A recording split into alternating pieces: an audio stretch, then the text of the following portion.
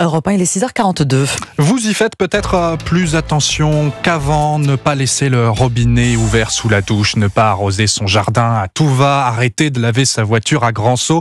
On parle de la consommation d'eau potable en France ce matin. Figurez-vous qu'elle a baissé de 3 à 4% l'an dernier. Tant mieux pour la planète, me direz-vous, et vous aurez raison. Mais est-ce vraiment bon pour votre porte-monnaie? Pas si sûr. Et vous en parlez avec votre invité ce matin sur Europe 1, Victor Pourchet. Il s'agit de Arnaud Bazir, le président de la FP2E, la Fédération professionnelle des entreprises de l'eau. Bonjour Arnaud Bazir. Bonjour. Et bienvenue sur Europe 1 ce matin. Alors d'abord, cette baisse de 3 à 4% selon les premières remontées de terrain, elle est inédite?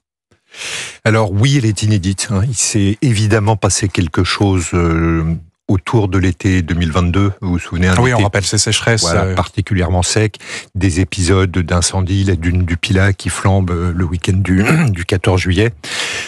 Depuis, je pense qu'il y a eu une vraie prise de conscience dans la population, tout type d'usagers, à la fois ce qu'on appelle les usagers domestiques, vous ou moi, mais aussi les collectivités, mais aussi les industriels. Tout le monde a pris conscience du fait qu'il fallait faire quelque chose, que l'eau n'était pas un bien inépuisable et qu'il convenait de ne pas le gaspiller. Alors, comme vous le dites, c'est une très bonne chose. Et sur le plan environnemental et en tant que citoyen, il faut s'en réjouir et souhaiter que ça continue. Notre fédération appelait d'ailleurs depuis des années à plus de sobriété hydrique.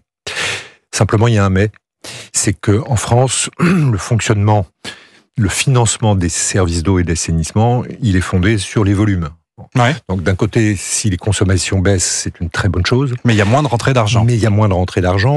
Au moment même où l'on dit qu'il va falloir investir beaucoup plus parce que la réglementation se durcit. Vous savez que Bruxelles a adopté une nouvelle directive pour l'assainissement, qu'elle va être mise en place dans les mois qui viennent en France. Ça va contraindre les collectivités à devoir investir plus pour se mettre à niveau.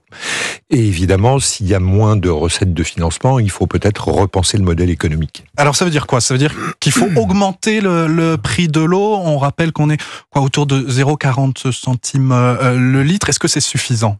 Non, on est beaucoup moins que ça. En fait, en matière d'eau, on va plutôt parler en termes de mètres cubes. On est aux alentours, oui, c'est ça, de 4,30 € le mètre cube. Si je vous donnais une comparaison, parce que ça parle pas toujours beaucoup aux gens, la facture d'eau, ça pèse environ 0,8% du budget d'un ménage moyen en France. Si vous comparez ça à la téléphonie, par exemple, la téléphonie, c'est 2%, ou l'énergie que vous consommez pour le chauffage du logement, on est à 4,7, 4,8. Et donc, sur l'eau, ça veut dire qu'il va falloir augmenter pour continuer de pouvoir entretenir le réseau. Il est assez évident que pour entretenir pas seulement le réseau, mais derrière le réseau, il y a des usines de production d'eau potable, il y a des stations d'épuration pour traiter l'eau avant qu'elle revienne au milieu naturel.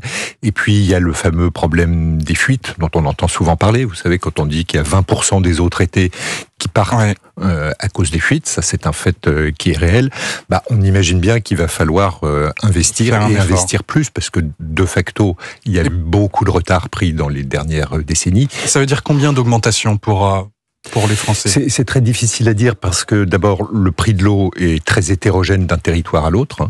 En France, on ne paye pas le prix du mètre cube au même montant d'une zone à l'autre du territoire, et c'est complètement normal. Ça dépend de la plus ou moins grande quantité d'eau que vous avez à proximité. Ça dépend aussi de sa qualité. Mais on a une fourchette quand même. Écoutez, il y a un certain nombre d'associations d'élus qui parlent d'une augmentation qui devrait être peut-être entre 20 et 50% sur les 5 ans qui viennent, par exemple. Mais Arnaud Bazir, vous comprenez que pour les Français, pour les auditeurs d'Europe 1 qui nous écoutent, ils nous entendent et on leur a dit, on leur a rabâché de faire attention, d'économiser, et au final, on leur dit, parce que vous avez économisé de l'eau, vous allez payer plus cher. Alors d'abord, pas forcément, puisque finalement, ce que vous payez dans votre facture, au travers de votre facture, c'est le produit entre un prix et un volume. Donc si vous consommez moins, même si l'eau a augmenté un peu, à l'arrivée, le montant de la facture peut rester stable. Mais je pense qu'il y a une idée de bon sens qu'il faut qu'on ait tous en tête, c'est qu'on n'arrête pas de dire effectivement à juste titre que l'eau est un bien de plus en plus rare. On ne peut pas imaginer un bien économique dont la valeur est considérée comme de plus en plus importante, dont la rareté progresse, et voir son prix baisser. Sur la rareté, justement, oui. Arnaud Bazir. La ville de Toulouse expérimente depuis samedi la tarification saisonnière de l'eau. On paye plus cher entre juin et octobre quand l'eau est plus rare que le reste de l'année. En 2 mots, c'est ça l'avenir selon vous ? Alors c'est une des voies, il y en a plein d'autres. Je pense qu'une des erreurs qu'il ne faut pas commettre, c'est considérer qu'il y aurait une recette magique pour résoudre les problèmes d'eau en France. C'est la mise en œuvre de beaucoup de solutions qui pourront être efficaces. Celle-ci en est une. C'est un peu tôt pour en tirer les conséquences, puisque comme vous venez de le rappeler, la métropole de Toulouse et d'autres collectivités qui vont probablement emboîter le pas vient de le décider pour la saison à venir. On verra à l'issue de cette saison ce que ça a donné. C'est une initiative tout à fait intéressante qu'il faudra suivre. Merci Arnaud Bazir. Je rappelle que vous êtes le président de la FP2E, la Fédération professionnelle des entreprises de l'eau. Europe 1, il est 6h47.